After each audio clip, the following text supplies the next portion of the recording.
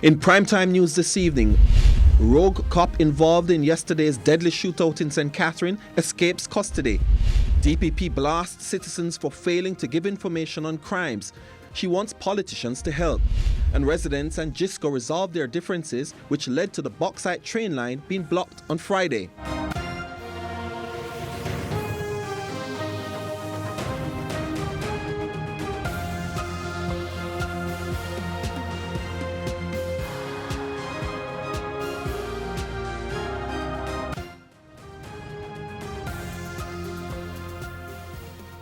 Good evening and welcome to Primetime News, on air and online at onespotmedia.com. I'm Herman Green. And I am Andrea Chisholm. Also this evening, we have the top business stories of the day. Milton Walker is here with the preview.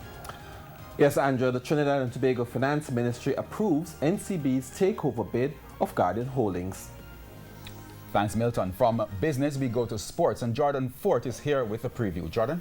Yes, Herman. Well, the meet which Usain Bolt first announced himself as a serious candidate in the 100 meters has been cancelled for this year. I'll tell you more in Primetime Sports Monday. Right, looking forward to that. And there's also sports commentary, E-Prime, and weather in this newscast. But before the break, we have the feedback question. This evening, we are asking, what additional steps do you think can be taken to rid the police force of bad cops? You may share comments online, facebook.com/Television Jamaica, and tweet us at Television Jam.